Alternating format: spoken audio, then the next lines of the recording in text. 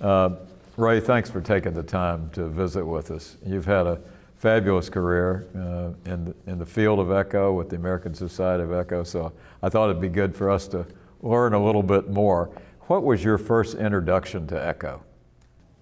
Well, I very clearly remember what it was because I was at St. Thomas Hospital in Nashville, Tennessee when I was at Vanderbilt. That was one of our training hospitals. And after a long call, which we had no work hours back then, I was like extremely bleary, and the chief medical resident took me back to show me some pulse Doppler on the mitral inflow of a patient of mine, and I was like, I don't know what he's talking about, and I don't really care, because I had no idea back then I was going to be a cardiologist even, but somehow I remember, even through all that fog, what he showed me. I didn't know what it meant. But it was impressive. That's my very clear first memory. I think I want one of those. So, tell me how your career progressed. So about your training and then with echo especially. Sure, I decided to stay at Vanderbilt to do my cardiology fellowship. When I did my internal medicine rotation on cardiology, I finally realized, I found my people because I didn't know what I wanted to do. And at any rate, when I was a resident, I again had a patient that needed an echo, so I went down to Ben Bird's lab, and it was the year after color Doppler had gone commercial, and I saw the flow inside the heart, and Dr. Bird was showing it to me, and I did understand what it meant then, and it was incredible to see at that point.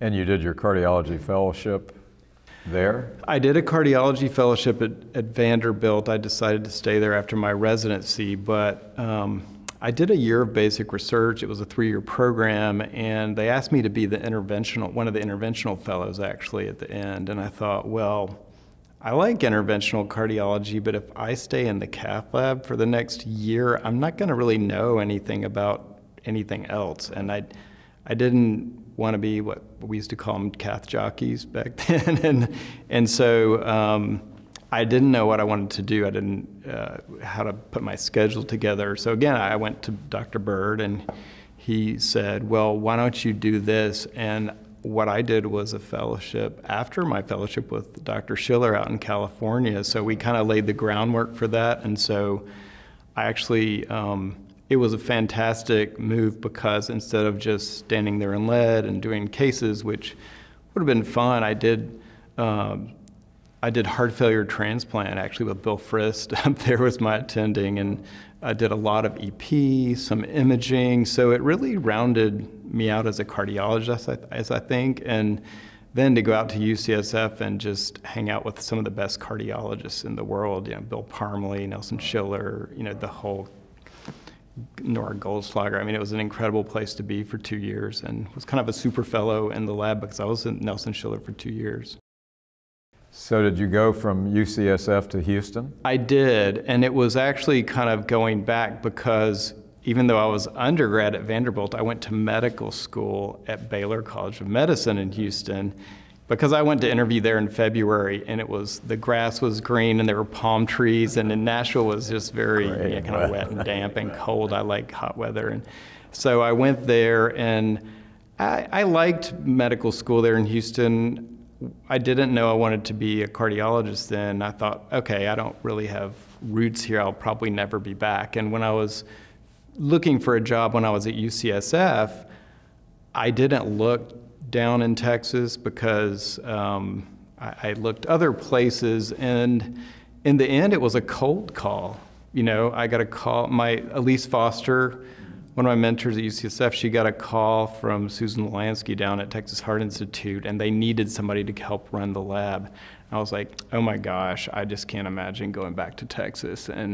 But when I got there, I realized it was the job I was perfectly trained for, because we were doing intraoperative TEs, which I learned out there, and I had learned congenital, which I spent a lot of time with that out there with Nelson and all the people there. And so I felt like, okay, this will be a great stepping stone. Maybe I'll be here for 2 years, but I've been there for 28 years now, so. Incredible. Yeah. Well, your milestones, you gave a talk recently about LVAD and assist, and you were in the mecca of LVAD development, really, when you really think about it and the things. So is that a milestone in your career as you look back at being able to be engaged? All the things you've told me would make me think that that was a natural, that this was somewhat complex, but you could understand a lot of it. Well, it was interesting. I never aspired to be a player in mechanical circulatory support. I did a lot of other things. Right. But when I arrived in the lab there, Bud Frazier was doing some of the first devices, and so echocardiography and LVADs kind of started there too, because he did some of the first devices, and I didn't know what they were. I had heard about them in medical school. He implanted the first one in 81, and when it was nascent. So all of a sudden, I'm in a lab where from time to time a pusher plate LVAD device would come through, and this is what you look for, and the fellows were making some observations, and it was interesting. It was just kind of a thing that went on in the background. But later on, Dr. Frazier, when I was really busy and had more clinic patients I could see, reading a lot of echoes, he started putting in a lot more devices and a lot of different kinds. And every time I was in the lab, very busy at the end of the day, around 6 or 7 o'clock, he would come by and want to review all the LVAD echoes that he had ordered to understand what was going on with his patients. So that happened for 15 years. It was very stressful, but he taught me how they worked, and he really understood echo. Yeah.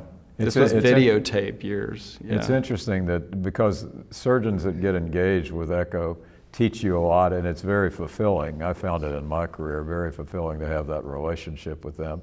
Let me shift gears for a second. How did you get involved with the ASE? Again, it was through, I think it was really when I was at UCSF and Nelson Schiller's lab. The whole lab would go to meetings, and it was a thing we did. We made abstracts and we went. And so ever since I was at UCSF, that was just a part of what we did. I have friends dating all the way back to ASE in the mid-90s. And your progression to presidency was, how did that occur?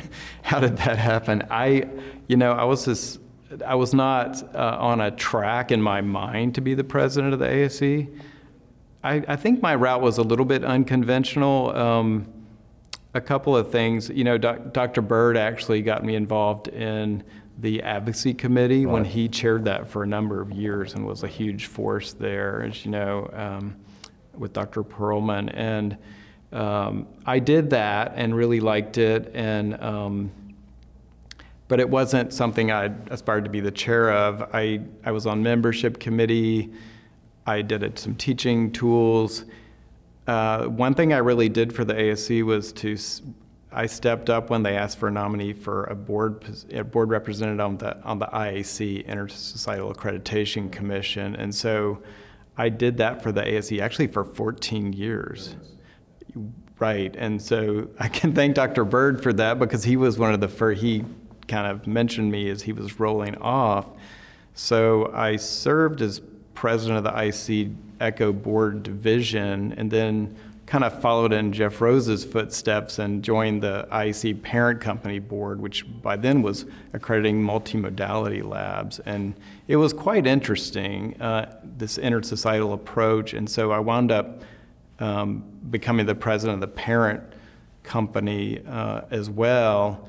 So that was great board experience, high functioning organization, just like the ASE. And so I think I got a pass on not being quite as involved in as many committees with the ASE, but I did do quite a few things. No, yeah, you did. Yeah. And you were the 32nd president of the American Society of Echo, did a fabulous job during that. What were, as I told you earlier when we were chatting, I actually read your exit president's page and read there were a lot of things there, but during your term, what do you recall as being the major issues or major things you accomplished or major issues you faced? Well, honestly, there were a lot of issues, and I'll just start out by saying I think I was literally the luckiest ASE president because I was the third of 3 COVID presidents.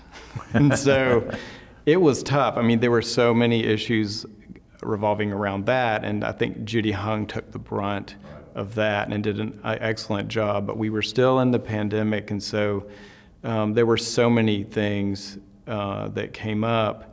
But one of the best things was the ASE, ironically, during the pandemic, we were in our best financial position that we've ever been in. And so we really had a strong budget because we couldn't have live meetings. You know, those were real money makers, but our overhead was so much lower when we were doing these video, you know, these Zoom conferences, yeah. And it really captured a lot of international members too, and they were very successful.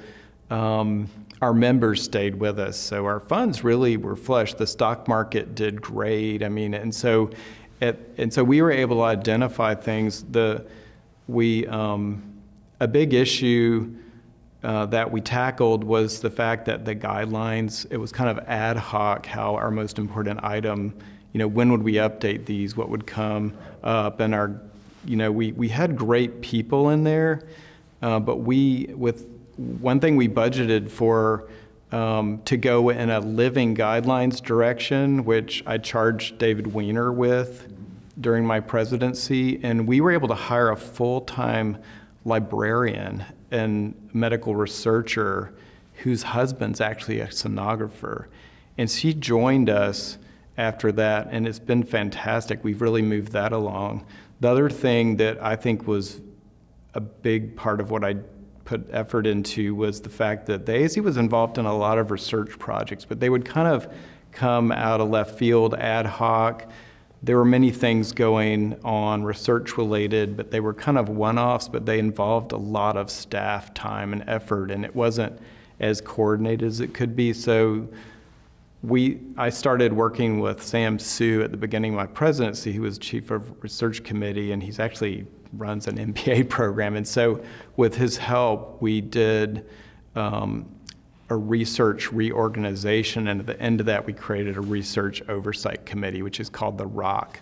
And there's a lot that we're doing there. It's been great. We're creating a portal, standards for submitting proposals that are transparent and fair, and this is what you can contribute to. And Jonathan Lindner's put his EDGES grants in there, which we got funded.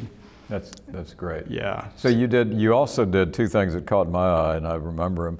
You did the expansion of the IRT, and you also did a lot with the specialty interest groups, the SIG groups, where you moved them some to council status, and as we were talking about animals before we sat down, horses, and I've got a daughter who's a veterinarian. Yes. That's right. So you got the vet specialty group. Tell me about those both, the IRT and the specialty groups. That interrelated with a lot of things. The specialty interest groups were created before my time. I know. But what did happen on my watch was they actually were so successful. It was critical care and interventional echo. They were so successful, they got so many members that in no time they met criteria for councilhood. And we hadn't had a new council in 20 years. They were the traditional ones. And so we spent a lot of time figuring out a process whereby we could roll them in sequentially, creating ground rules with Neil Weissman and others. Right. How would this happen? It was kind of, and so that did happen. That took a good bit of energy, and it's been successful. The fallout is in the blue pages of JACE. This is where all the councils would do their messaging, right, statements, et cetera. And so when you go and the SIGs were also offered commentary space in there. So it was like filled up, and there wasn't any room. And so that's when the decision was made. It was the fall of my presidency it was the summer of the president, we're going to get rid of the president's pages or the blue pages. And okay, what does that mean? It would like rock the world of the ASE. But in fact, it was a great thing because we put all of the 6 councils now do all their messaging in Echo magazine, which is a great publication, but heretofore it had only been annual or biannual. So that became monthly. So that opened up all the space for, a lot of participation by the SIGs, and now 6 councils. And we have the history section and like all these things. It's just a nice place to put a lot of things, and it comes out every month. So that happened during my year. Those are outstanding. I mean, there's a lot of the transitions of all our 3 journals, I think, are really important. Let me ask you to put on your futuristic hat now. Where do you see the field going in the next 5 to 10 years? In the next 5 to 10 years, we're really, and it's interesting, you mentioned the IRT. We had, during my presidency, Ted Abraham and others we did an AI summit in New York. Mm-hmm. This forum, it very well attended. I learned so much from that, and being involved with industry partners, et cetera, learning about AI, which is such an umbrella term. We have so many issues with workflow, staffing. We're operating in a way that's 10 years behind the times, and we don't quite know how to go forward. One thing that we realized to go forward, we need standards for echo reporting. And the last standards, they were written in like 2000 to deal with the digitalization of echo, but we really don't have accepted terms for a lot of things where we now have consensus. So we commissioned a standards update for reporting guidelines, and Cynthia Taub's heading that up, and I am too. And one thing, we brought together a lot of people. We realized that for there to be machine learning of echoes, and this, there has to be consensus about what we call things in an echo exam so that, the data can be mined. And you link, and my interest in mechanical circulatory support devices, for example. So you're really, you're getting into the futuristic. You're saying that AI is being embraced, because the usual thing when you say AI, people say, oh, it's going to take my job away. But it's being embraced for what it can do that serves the needs moving forward. Exactly, and once you put your mind to it, you can think of so many ways where it can move the field ahead. For example, when I did the Edler lecture today, the focus was on mechanical circulatory support, and when it comes, in our lab, we have digital exams going back to 2006 on all of our VAD patients. But when I really want to look at that data, I have to go through manually and pull those up, even though they're digitized. But if going forward, each of those studies each patient had a library of the record of all their imaging from their POCUS exam to their intraoperative TE that was linked directly to specific devices that have characteristics, then, I think we could learn a lot. You can. You can learn not only diagnosis, but prediction, which is really important. And that's what you see when you're able to analyze masses of data, which you haven't seen before. Yeah. You've had a fabulous career. It's not over. I'm not getting you to retire at this stage. But thinking back about it, what are some of the noteworthy memories that you have to think? And I'm talking about, events, people, experiences. You've had many. Give me some examples. Well, there are a few that definitely come to mind, and it's funny how clearly you can identify a few things when so much is going on all the time. But I do remember, during the COVID pandemic, once people really got onto the Zoom, it's like I wasn't absolved of doing international presentations, and so it was kind of like all the work and none of the travel. And so I did get to do I did a Zoom conference for Euro Echo, which was supposed to be in Berlin a couple of years ago, and so I had to do a talk on, I was glad to do a talk on the chest pain guidelines, which I'd helped work on and synthesize those. We had a session since we did a joint document, did that, and then also was a judge for their Young Investigator Award. It was so much fun, but it went from 1 until 4 in the morning. And then I had to round the next day. I was like on call. So it was that. Another thing that was great was, just the fact that with the ASE Foundation, we did the name tables. And so we did an international table. And it was agreed that we would name it for Liv Hatley so that our international partners have a clear place at the gala, and it just, would highlight that and her whole career. And we were so excited when Dr. Hatley agreed to come from Spain to be at the meeting. And then as we got closer and closer to the meeting, I was like, oh my gosh, we're gonna pay for, Liv to come over. And, everybody was so excited to see her. I said, she's gonna get COVID and die on my watch. But we hung out. She's delightful, and I hadn't met her before. Oh, yeah. It was so amazing. And then to see everybody so happy at the gala was really something. It was really amazing in Seattle to see everybody coming back together for the first time. It was like there was an energy there because we hadn't really seen each other for 3 years. Nothing beats in person. Yes, it really doesn't. Yes, no, so that stood out. Listen, you've had a fabulous career. I think that I wasn't aware of all the steps that you had, but I think they've all prepared you to be an excellent leader, and you've contributed so much to the field and most importantly to the society. So thank you very much. Well, it's been a great pleasure. Thanks for talking to me today.